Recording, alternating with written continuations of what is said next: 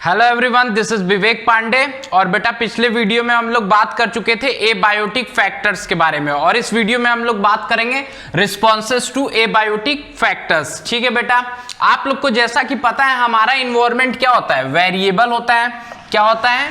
Variable होता है। लगातार यहाँ पे क्या हो रहा है, टेम्परेचर घट रहा है, बढ़ रहा है, अलग अलग वेरिएशंस आ रहे हैं इसके अंदर। ठीक है बेटा, तो बहुत सारी स्ट्रेसफुल कंडीशन ऑर्गेनिज्म के लिए पैदा हो जाती है। ऑर्गेनिज्म के लिए क्या होता है, बहुत सारे स्ट्रेसफुल कंडीशन पैदा हो रही है, जिससे ऑर्गेनिज्म को क्या करना पड़ रहा है, अपने एग्जिस्टेंस के लिए स्ट्रगल करना पड़ रहा है। क्या करना पड़ रहा है?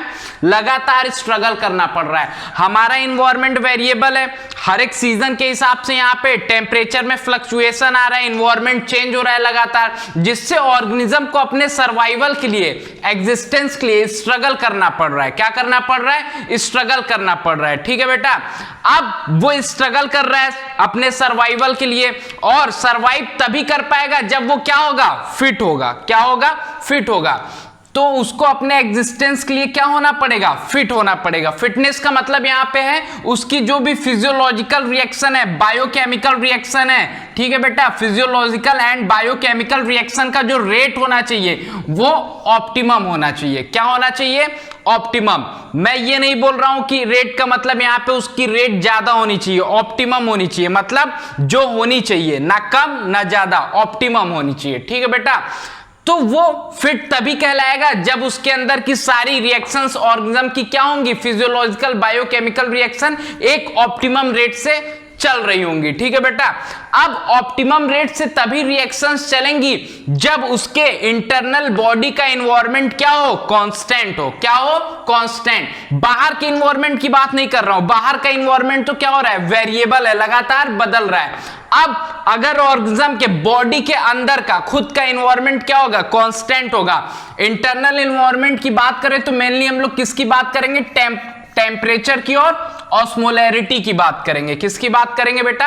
ऑस्मोलैरिटी, टेम्परेचर और ऑस्मोलैरिटी की। ऑस्मोलैरिटी का मतलब आप लोग को पता है, सॉल्ट और आयन का कंसंट्रेशन। ठीक है बेटा, बॉडी के अंदर वाटर, सॉल्ट, आयन के कंसंट्रेशन को मेंटेन करना पड़ेगा। ठीक है, तो ऑर्गेनिज्म को अपने इंटरनल इन्वायरमेंट को, ठीक है बेटा, जिसमें टेम्परेचर आता है और ऑस्मोलैरिटी आता है, उसको क्या बना के रखना पड़ेगा, कांस्टेंट बना के रखना पड़ेगा। ठीक है, और लाखों सालों के बाद क्या हुआ, कुछ ऑर्गेनिज्म के अंदर ऐसी क्षमता आ गई जो अपने इन्वायरमेंट को अंदर के कांस्टेंट बना के रख सकते हैं। ठीक है बेटा, और अपने अंदर की इन्वायरमेंट को कांस्टेंट बनाने को हम लोग बोलते हैं होमियोस्टेसिस। क्या बोलते हैं?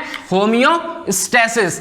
इसका मतलब होता है maintain constant internal environment of body. और इंटरनल इन्वायरमेंट में भी ज्यादातर किसकी बात कर रहा है, मेन बात कर रहा है टेम्परेचर और ऑस्मोलैरिटी की। ठीक है बेटा, तो कई लाखों सालों के बाद कुछ ऑर्गेनिज्म ने ऐसे एडाप्टेशन डेवलप किए जिससे कि क्या हुआ, उनके अंदर का इन्वायरमेंट क्या हो गया, कांस्टेंट हो गया, और जिसको हम लोग बोलते हैं होमियोस्टेसिस। तो कुछ ऑर्गेनिज्म क्या कर सकते हैं, अपने इंटरनल इन्वायरमेंट को कांस्टेंट बना के रख सकते हैं, जिससे उनके अंदर की सारी फिजियोलॉजिकल और बायोकेमिकल रिएक्शन ऑप्टिमम रेट से चलती रहे, और वो अच्छे से एग्जिस्ट करेगा, अच्छे से सर्वाइव करेगा, तो अच्छे से रिप्रोडक्शन करेगा और अपनी संख्या बढ़ा सकता है। ठीक है बेटा, तो आसानी से वो सर्वाइव कर पाएगा जब वो अपने होमियोस्टेसिस के द्वारा अपने इन्वायरमेंट को, इंटरनल इन्वायरमेंट को क्या करेगा, मेंटेन करके रखेगा। ठीक है बेटा, तो होमियोस्टेसिस से ऑर्गेनिज्म अपने अंदर की मेटाबॉलिक रिएक्शंस को ऑप्टिमम रेट से चलाता है। ठीक है बेटा, इसको समझने के लिए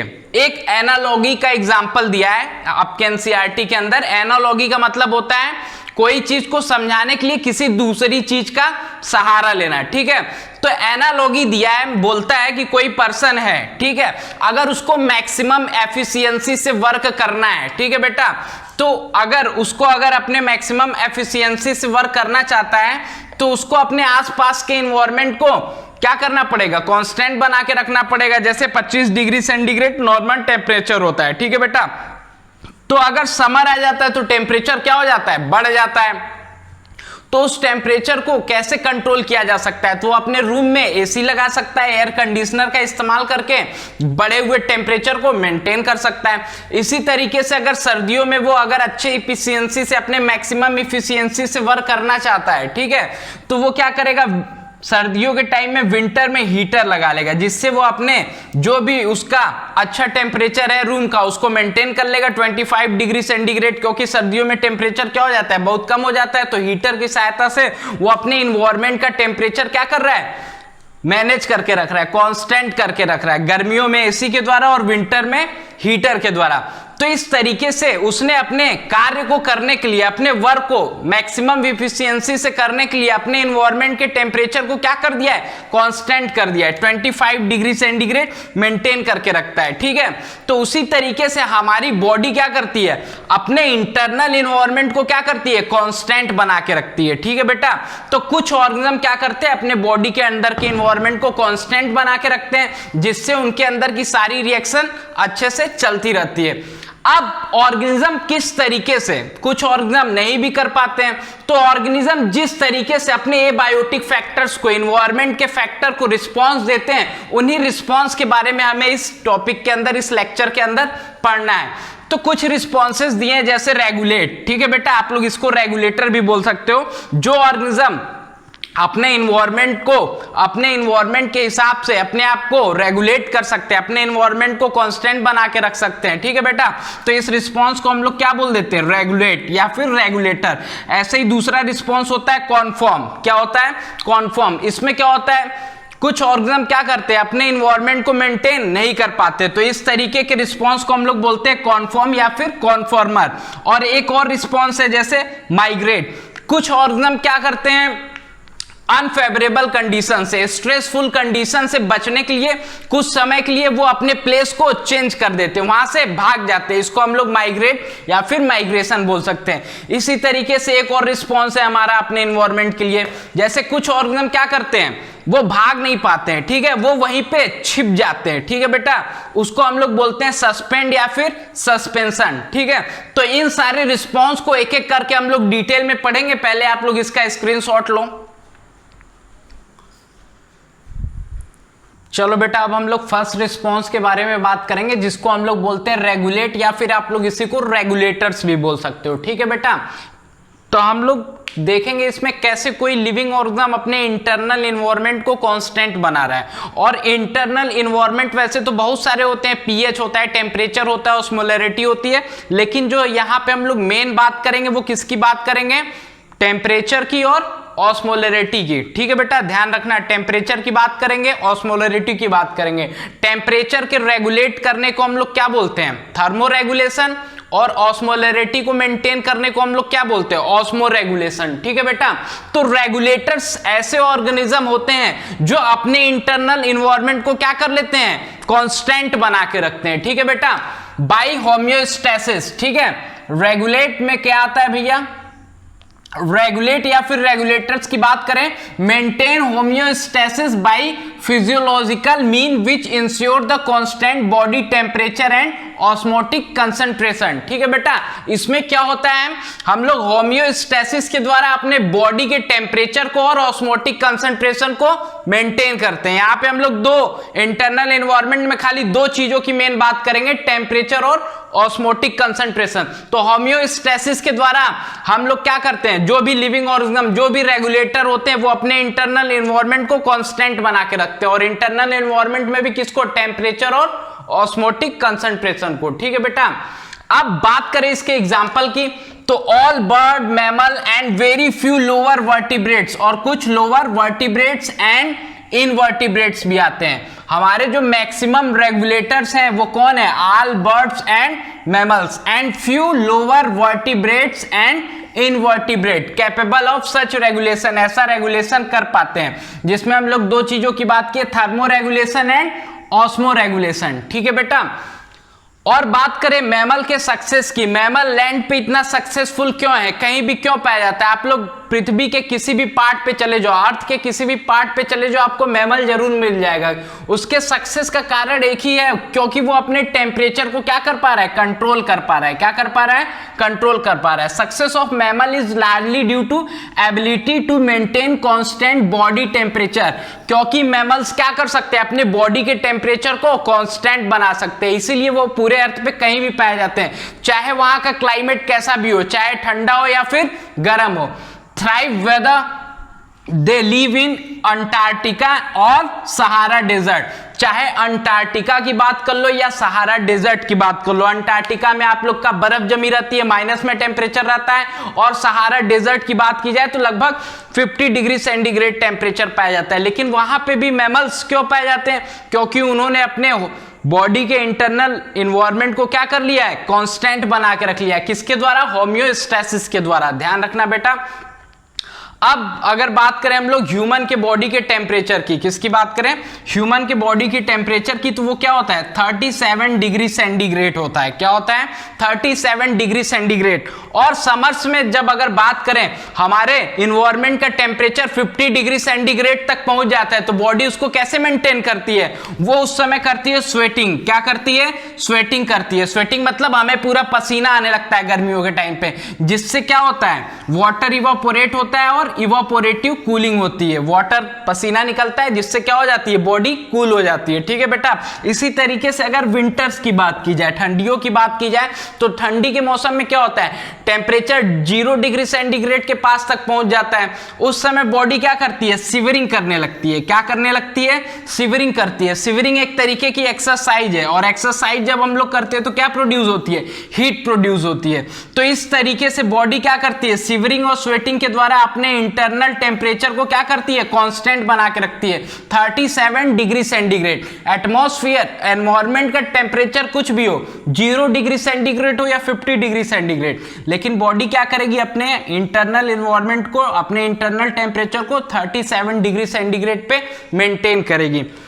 और बेटा ध्यान रखना, यहां पे रेगुलेटर्स में भी हम लोग दो चीजों की बात कर रहे हैं, एक तो थर्मो रेगुलेशन और ऑस्मो रेगुलेशन। और थर्मो रेगुलेशन की ज्यादा बात की जाएगी, टेम्परेचर पे ज्यादा हम लोग इसलिए बात करते हैं क्योंकि जो ऑस्मो रेगुलेशन का कार्य होता है वो हमारा एक्सक्रीटरी ऑर्गन जैसे किडनी होता है उससे भी हो जाता है आसानी से। ठीक है बेटा। मेन प्रॉब्लम कहां पे आती है? टेम्परेचर को रेगुलेट करने में। तो सारे जगह पे हम लोग किसकी बात करेंगे? मेन टेम्परेचर की बात करेंगे। ठीक है बेटा। ज्यादातर हम लोग बात टेम्परेचर की करेंगे क्योंकि जो ऑस्मो रेगुलेशन होता है वो जो हमारे एक्सक्रीटरी ऑर्गन होते हैं उन्हीं के द्वारा कंट्रोल हो जाता है। ठीक है बेटा।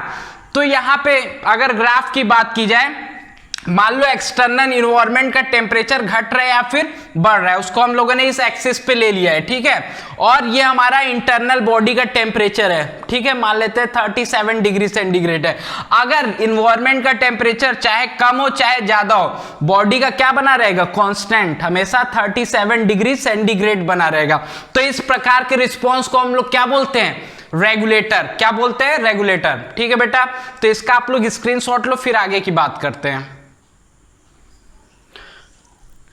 चलो बेटा, अब हम लोग अपने नेक्स्ट रिस्पॉन्स के बारे में बात करेंगे जिसको हम लोग बोलते हैं कॉनफॉर्मर। ठीक है बेटा। क्या बोलते हैं? कॉनफॉर्मर। 99% of animal and nearly 100%, nearly 100% बोल रहा है, एक आध एक्सेप्शन हो सकते हैं। Nearly 100% plants can not maintain a constant internal environment. क्या होता है? 99% एनिमल ऐसे हैं और 100% लगभग प्लांट ऐसे हैं जो अपने इंटरनल इन्वायरमेंट, मतलब अपने अंदर के टेम्परेचर और ऑस्मोलैरिटी को क्या करते हैं? मेंटेन नहीं कर पाते हैं। ठीक है। उनको हम लोग बोलते हैं कॉनफॉर्मर। ज्यादातर एनिमल्स की बात कर रहे हैं, 99%, यानी खाली 1% ही ऐसे हैं जो अपने इंटरनल इन्वायरमेंट को क्या कर सकते हैं? मेंटेन कर सकते हैं, जिसमें भी मैंने क्या बताया था आपको? बर्ड्स एंड मैमल्स जो होते हैं वो ज्यादा होते हैं। ठीक है बेटा, ध्यान रखना। तो कॉनफॉर्मर में 99% एनिमल और नियरली 100% ऐसे प्लांट आते हैं जो अपने इंटरनल इन्वायरमेंट को क्या करते हैं? मेंटेन नहीं कर पाते। ठीक है बेटा। अब आप कहोगे सर, आपने अभी बताया जो रेगुलेटर थे वो क्या कर रहे थे? अपने इंटरनल इन्वायरमेंट को कांस्टेंट रख पा रहे थे। ये तो अच्छी बात है। तो सारे लिविंग ऑर्गेनिज्म को ऐसा करना चाहिए, अपने इंटरनल इन्वायरमेंट को कांस्टेंट रखना चाहिए, ऐसा एडाप्टेशन कर लेना चाहिए। तो फिर ऐसा क्यों हो रहा है कि 99% और 100%, 99% एनिमल और 100% प्लांट ऐसा नहीं कर पा रहे? ठीक है बेटा। तो इसके लिए मैं आपको बताऊंगा कि ये जो थर्मो रेगुलेशन है, मेनली हम लोग थर्मो रेगुलेशन की बात करेंगे यहाँ पे। ये जो होता है एनर्जेटिकली बहुत ही एक्सपेंसिव प्रोसेस है। क्या है?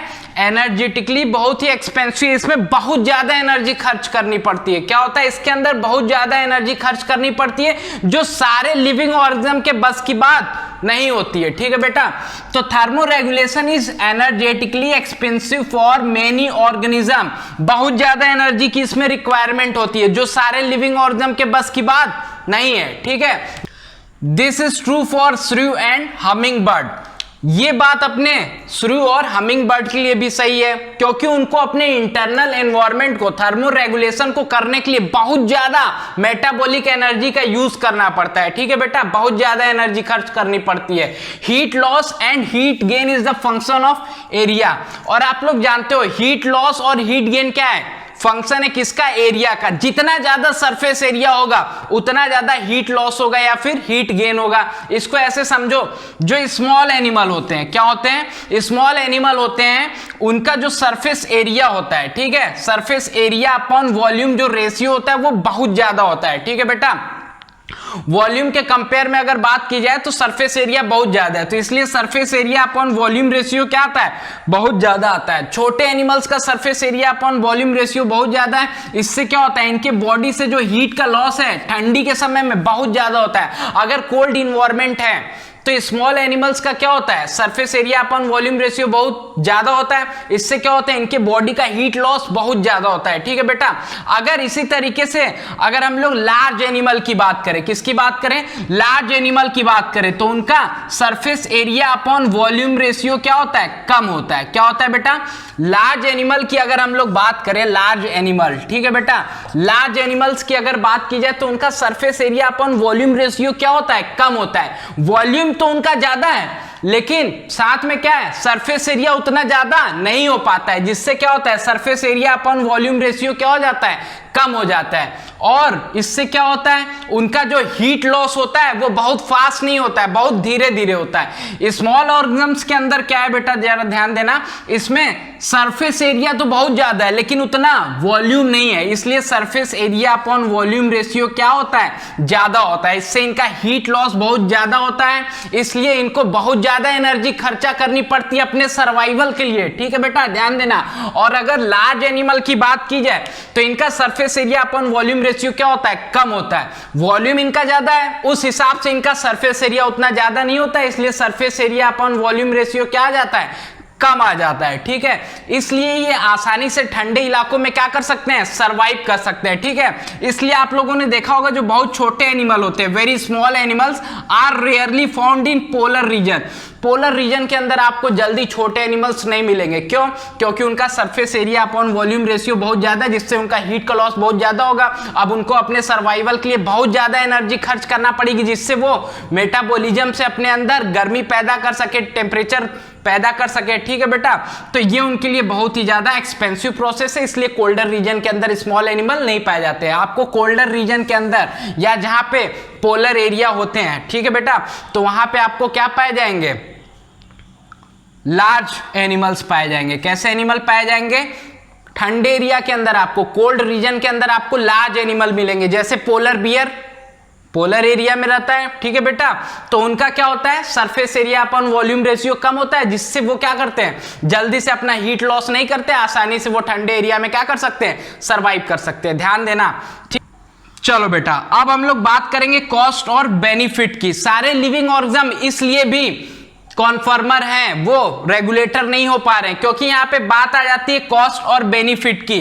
क्योंकि थर्मो रेगुलेशन करने के लिए आपको बहुत ज्यादा कॉस्ट देना पड़ेगा, ठीक है, और उसका बेनिफिट बहुत कम है। इसको आप लोग एक ह्यूमन एनालॉजी से ऐसे समझ सकते हो, जैसे गर्मियों के टाइम पे क्या होता है, सभी लोग एयर कंडीशन का इस्तेमाल नहीं कर सकते, क्योंकि उसका क्या है, कॉस्ट बहुत ज्यादा है, ठीक है बेटा, और बेनिफिट क्या है, बहुत कम होता है, ठीक है। तो इसको आप लोग ह्यूमन एनालॉजी से समझ सकते हो, एयर कंडीशन से। सभी लोग एयर कंडीशन का यूज नहीं कर पाते गर्मियों के अंदर, क्योंकि उसका कॉस्ट भी तो बहुत ज्यादा है ना, बेनिफिट तो है लेकिन कॉस्ट ज्यादा है, ठीक है बेटा। तो इस तरीके से सारे लिविंग ऑर्गेनिज्म क्या होते हैं, रेगुलेटर नहीं हो पाते, क्योंकि इसके लिए क्या होता है, बहुत ज्यादा कॉस्ट की जरूरत होती है। कॉस्ट की बात यहां पे क्या कर रहा है, एटीपी की बात कर रहा है। अगर आपको ज्यादा से ज्यादा अगर आपके अंदर मेटाबॉलिक रिएक्शंस चलेंगी तो ज्यादा एटीपी यूज होंगे, ठीक है बेटा, तभी आप क्या कर पाओगे, थर्मो रेगुलेशन कर पाओगे। तो सारे लिविंग ऑर्गेनिज्म के बस की बात नहीं है थर्मो रेगुलेशन, ध्यान रखना। इसीलिए नियरली 99% एनिमल और 100% लगभग प्लांट क्या होते हैं, हमारे कॉन्फर्मर होते हैं, जो अपना इन्वायरमेंट जैसे चेंज हो रहा है उसी के हिसाब से उनके बॉडी का टेम्परेचर भी क्या होता है, चेंज हो जाता है। ठीक है बेटा, अब एनसीईआरटी के अंदर एक ग्राफ दिया, जरा इसको समझ लेते हैं। मान लो इस एक्सिस पे हम लोगों ने इंटरनल इन्वायरमेंट ले लिया है एनिमल का, ठीक है, और इस एक्सिस पे हम लोगों ने एक्सटर्नल अपने इन्वायरमेंट का टेम्परेचर ले लिया है। ठीक है बेटा, यहां पे एक्सटर्नल इन्वायरमेंट का टेम्परेचर है और यहां पे इंटरनल इन्वायरमेंट का टेम्परेचर है। तो जो रेगुलेटर होते हैं उनके तो इंटरनल इन्वायरमेंट का टेम्परेचर उन ऑर्गेनिज्म्स का क्या रहता है, कांस्टेंट बना रहता है। लेकिन अगर कॉन्फर्मर्स की बात की जाए तो जैसे जैसे यहां पे एक्सटर्नल इन्वायरमेंट का टेम्परेचर बढ़ेगा उसी तरीके से इनके अंदर के इंटरनल बॉडी का भी टेम्परेचर क्या करता जाएगा, बढ़ता जाएगा। और एक और ऑर्गेनिज्म होते हैं जो कि इन दोनों के बीच के होते हैं, जिनको हम लोग बोलते हैं पार्शियल रेगुलेटर्स। क्या बोलते हैं, पार्शियल रेगुलेटर। ये एक रेंज तक तो अपने इंटरनल इन्वायरमेंट को कांस्टेंट बना के रख सकते हैं। इनकी एक नैरो रेंज होती है जिसमें ये क्या करते हैं, कुछ समय तक तो अपने जैसे ही टेम्परेचर कम होगा अपने इन्वायरमेंट को ये क्या करेंगे, कांस्टेंट बना के रख लेंगे। लेकिन एक लिमिट होती है, एक लिमिट के बाद फिर इनका भी इंटरनल इन्वायरमेंट क्या होगा, कांस्टेंट नहीं रह पाएगा। तो इस तरीके से अगर टेम्परेचर के हिसाब से देखा जाए, थर्मो रेगुलेशन के हिसाब से देखा जाए तो तीन तरीके के ऑर्गेनिज्म यहाँ पे हो गए। एक तो हो गया कॉन्फर्मर जो कि इन्वायरमेंट के हिसाब से अपना टेम्परेचर बॉडी का कांस्टेंट नहीं रख पाता है, और दूसरा क्या है, रेगुलेटर, जो कि इन्वायरमेंट के अंदर अगर कोई भी चेंज हो रहा है लेकिन वो अपने अंदर का इन्वायरमेंट टेम्परेचर हमेशा मेंटेन करता है, जिसको हम लोग रेगुलेटर बोलते हैं। और कुछ होते हैं पार्शियल रेगुलेटर जो एक लिमिट तक अपने बॉडी के टेम्परेचर को क्या करते हैं, मेंटेन कर पाते हैं, और एक लिमिट के बाद फिर उनके बॉडी का टेम्परेचर क्या होता है, इन्वायरमेंट के हिसाब से बदलने लगता है। ठीक है बेटा, तो इसका आप लोग स्क्रीनशॉट लो, फिर आगे की बात करते हैं। चलो बेटा, अब हम लोग अपने अगले रिस्पांस के बारे में बात करेंगे जिसको हम लोग बोलते हैं माइग्रेशन। क्या बोलते हैं, माइग्रेशन।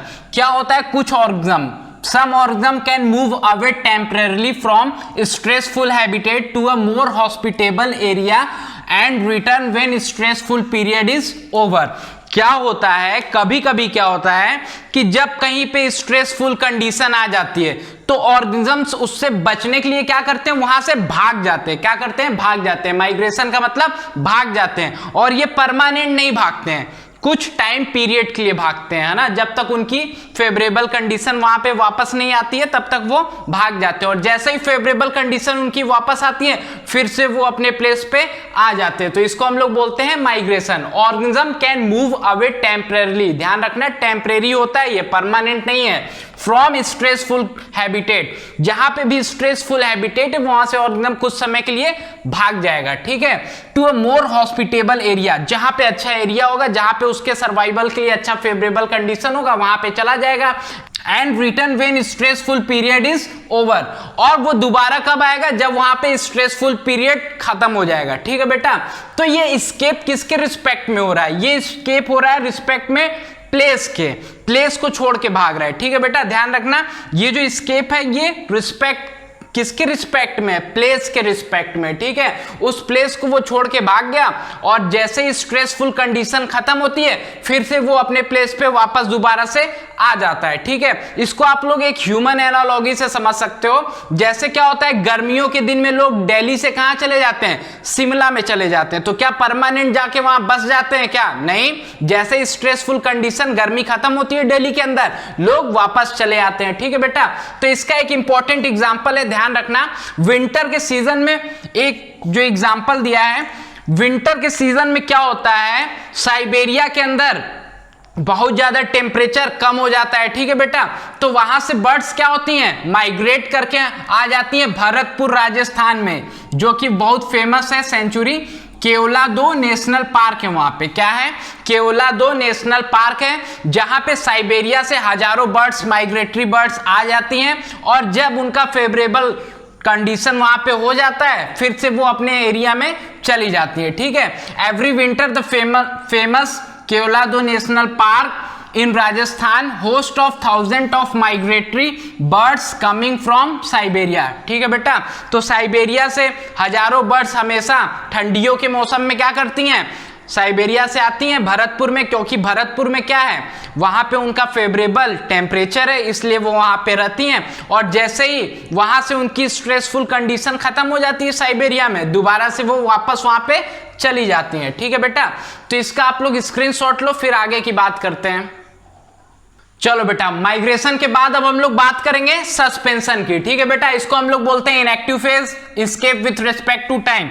जो ऑर्गेनिज्म जहां पे है वहीं पे क्या होता है, कुछ समय के लिए इनएक्टिव हो जाता है, कुछ टाइम के लिए क्या होता है, इनएक्टिव हो जाता है। माइग्रेशन में हम लोगों ने बात की, वो अपना प्लेस चेंज कर देता है, escape with respect to place था वहां पे। यहां पे क्या है, escape with respect to time, time के रिस्पेक्ट में एस्केप हो रहा है। ठीक है, कुछ समय के लिए वो जहां पे है वहीं पे क्या होगा, इनएक्टिव हो जाएगा। ठीक है, और जैसे ही फेवरेबल कंडीशन आएगी फिर से एक्टिव हो जाएगा। तो आप लोग बोलोगे सर ये माइग्रेशन ही कर लेता है, सस्पेंशन क्यों कर रहा है? क्योंकि बेटा सारे लिविंग ऑर्गेनिज्म क्या होते हैं, माइग्रेशन नहीं कर सकते, अपने एक प्लेस से दूसरे प्लेस पे नहीं जा सकते, क्योंकि उनका बॉडी का वेट ज्यादा हो सकता है। ठीक है, तो ऐसे ऑर्गेनिज्म जो एक प्लेस से दूसरे प्लेस पे नहीं जा सकते, माइग्रेशन नहीं करते, वो क्या करते हैं, वो अपना सस्पेंशन कर लेते हैं। क्या करते हैं, सस्पेंशन कर लेते हैं, इनएक्टिव हो जाते हैं। जहां पे हैं वहीं पे क्या हो जाते हैं, इनएक्टिव हो जाते हैं, छिप जाते हैं। क्या बोलते हैं इसको, छिप जाना। अनफेवरेबल कंडीशन आने पे छिप जाना, जहां पे हैं वहीं पे छिप जाते हैं कुछ समय के लिए। ठीक है, तो इसमें जो एस्केप होता है विथ रिस्पेक्ट टू टाइम है, माइग्रेशन में क्या था, विथ रिस्पेक्ट टू प्लेस था, यहां पे क्या है, विथ रिस्पेक्ट टू टाइम है। जिस प्लेस पे है उसी प्लेस पे क्या हो जाएगा, ऑर्गेनिज्म इनएक्टिव हो जाएगा, छिप जाएगा। ठीक है, अब इसमें तीन तरीके से हो सकता है। सबसे पहला हाइबरनेशन। क्या है, हाइबरनेशन। इसमें क्या होता है, विंटर स्लीप, जब ठंडियों के टाइम पे टेम्परेचर बहुत ही ज्यादा कम हो जाता है, बहुत ज्यादा ठंड पड़ती है, तो ऑर्गेनिज्म क्या होता है, विंटर स्लीप में चला जाता है। कहां चला जाता है, डोरमेंसी बोल सकते हो इसको, इनएक्टिव हो जाता है। ठंडियों के टाइम पे क्या होता है, ऑर्गेनिज्म अपने बरों के अंदर चले जाते हैं, जैसे एम्फीबियंस, रेप्टाइल्स, पोलर बियर। ठीक है बेटा, अब आप बोलोगे कि सर पोलर बियर तो हमारा क्या है, मैमल होता है, वो तो अपने बॉडी के टेम्परेचर को आपने बोला था रेगुलेट कर लेगा। ठीक है, तो बेटा ध्यान रखना, रेगुलेट तो कर लेगा, लेकिन रेगुलेट जो करने वाले ऑर्गेनिज्म होते हैं उनकी भी एक लिमिट होती है। ऐसा नहीं है कि -50 डिग्री सेंटीग्रेड टेम्परेचर पहुंच गया है ना तो भी रेगुलेट कर पाएगा, उसकी एक अपनी लिमिट होती है। ठीक है, जब लिमिट से ज्यादा टेम्परेचर नीचे जाएगा तो इसको भी क्या करना पड़ेगा, सस्पेंशन, हाइबरनेशन में जाना पड़ेगा। ठीक है बेटा, तो ये ऑर्गेनिज्म हाइबरनेशन में, ठंडियों के टाइम पे जब कभी भी टेम्परेचर बहुत ज्यादा कम हो जाता है तो ऑर्गेनिज्म क्या करते हैं, बरो बना के उस बरो के अंदर चले जाते हैं। वहां पे इन्वायरमेंट के रेस्पेक्ट में क्या होता है, टेम्परेचर थोड़ा ज्यादा होता है और हीट लॉस उतना तेजी से नहीं होता है। ठीक है बेटा, तो पोलर बियर, रेप्टाइल्स, एम्फीबियंस, ध्यान रखना example, amphibian, reptile, polar bear. और पोलर बियर हमारा पाया जाता है नॉर्थ पोल पे। कहां पाया जाता है, नॉर्थ पोल के पास वाले एरिया में पाया जाता है। ठीक है, अब हाइबरनेशन के बाद हम लोग बात करेंगे एस्टिवेशन की। किसकी बात करेंगे, एस्टिवेशन। ये जस्ट इसका अपोजिट है, इसको बोलते हैं हम लोग समर स्लीप। क्या बोलते हैं, समर स्लीप। जब कभी गर्मियों में टेम्परेचर बहुत ज्यादा हो जाता है, ठीक है, तो ऑर्गेनिज्म क्या करता है, हीट से बचने के लिए, एस्केप फ्रॉम हीट, हीट से बचने के लिए क्या करता है, वो बरों में या फिर अपने जो भी फेवरेबल इन्वायरमेंट है, ठीक है बेटा, उसमें चला जाता है। जैसे स्नेल और फिश, स्नेल क्या होते हैं, अंदर चले जाते हैं। ठीक है, फिश और स्नेल क्या करते हैं, जिस लेक या पोंड में है उसी में अंदर के साइड में चले जाते हैं। ठीक है, इसको हम लोग बोलते हैं समर स्लीप। और जाके वहां पे क्या हो जाते हैं, इनएक्टिव हो जाते हैं। क्या हो जाते हैं, इनएक्टिव हो जाते हैं। ठीक है बेटा, ध्यान रखना। समर स्लीप में क्या होता है, जैसे ही हीट ज्यादा होती है तो स्नेल और फिश जो भी ऑर्गेनिज्म है कुछ समय के लिए इनएक्टिव हो जाते हैं। ठीक है बेटा, इसी को हम लोग बोलते हैं एस्टिवेशन। क्या बोलते हैं, एस्टिवेशन। और जो हमारा तीसरा है वो है डायापॉज। क्या है, डायापॉज। ध्यान रखना, अंडर अनफेवरेबल कंडीशन मेनी जू प्लैंक्टॉन्स। जू प्लैंक्टॉन्स क्या होते हैं, पानी में पाए जाने वाले छोटे एनिमल। जैसे पानी में पाए जाने वाले छोटे प्लांट्स को आप लोग फाइटोप्लैंक्टॉन्स बोलते हैं, उसी तरीके से हमारे जू प्लैंक्टॉन्स होते हैं, पानी में पाए जाने वाले छोटे एनिमल्स। ठीक है बेटा, ध्यान रखना। तो ये क्या करते हैं, zooplanktons in lake and pond are known to enter in diapause. Diapause का मतलब जरा समझो, डाया मतलब होता है दो, पॉज। ठीक है, पॉज का मतलब जो चीज जहां पे उसी तरीके से रुक जाती है। जैसे आप लोग वीडियो गेम खेलते हो तो उसको पॉज कर देते हो, टीवी देखते हो तो पॉज कर देते हो, तो जहां पे रहता है वहीं पे वो रुक जाता है। तो डायापॉज में क्या होता है, जहां पे हैं बस वहीं पे वो क्या होंगे, इनएक्टिव हो जाएंगे। ठीक है, तो 2 बार होते हैं ये इनएक्टिव। डायापॉज के अंदर 2 बार इनएक्टिव होते हैं, जब कभी हीट ज्यादा होती है, समर आ जाता है, या विंटर में जब कभी टेम्परेचर क्या हो जाता है, कम हो जाता है। तो 2 बार जब इनएक्टिवेशन होता है तो इसको हम लोग बोलते हैं डायापॉज। क्या बोलते हैं, diapause. A stage of suspended development. इसमें क्या होता है, डेवलपमेंट सस्पेंडेड हो जाता है, रुक जाता है। क्या होता है, जैसे है वैसे ही रुक जाता है, तो इसको हम लोग बोलते हैं डायापॉज। और इसमें कौन जाता है, मेनी जू प्लैंक्टॉन्स। ठीक है बेटा, ध्यान रखना, जू प्लैंक्टॉन लेक और पॉन्ड में पाए जाते हैं, इंटर टू डायापॉज, डायापॉज में चले जाते हैं। 2 बार ये क्या होता है, इनएक्टिव होते हैं, इसलिए इसको बोलते हैं डायापॉज। ध्यान रखना, विंटर में भी और समर में भी। चलो बेटा, अब इसके बाद की बात करते हैं हम लोग। In bacteria, fungi and lower plant. Bacteria, fungi और लोअर प्लांट्स के अंदर वेरियस टाइप के थिक वॉल्ड स्पोर बनते हैं। क्या बनते हैं, वेरियस टाइप के थिक वॉल्ड स्पोर बनते हैं, are formed which help them to survive in unfavourable condition. जो क्या होता है, अनफेवरेबल कंडीशन में इसको सर्वाइव करने में हेल्प करते हैं। क्या होता है, कभी कभी बैक्टीरिया, फंजाई और लोअर प्लांट्स के अंदर जैसे ही अनफेवरेबल कंडीशन आती है उसके पहले वो लोग क्या करते हैं, थिक वॉल्ड स्पोर बना देते हैं। क्या बना देते हैं, थिक वॉल्ड स्पोर, जो कि क्या करता है, अनफेवरेबल कंडीशन से इनको बचाता है। और जैसे ही फेवरेबल कंडीशन आती है जर्मिनेट हो जाता है। जैसे उसका सुटेबल इन्वायरमेंट और फेवरेबल कंडीशन आएगी जर्मिनेट हो जाएगा। तो ये आपका बेटा हो गया सस्पेंशन। इस तरीके से आप लोग का ये वाला भी टॉपिक कंप्लीट हो गया। आगे की बात हम लोग नेक्स्ट लेक्चर में करेंगे। Thank you.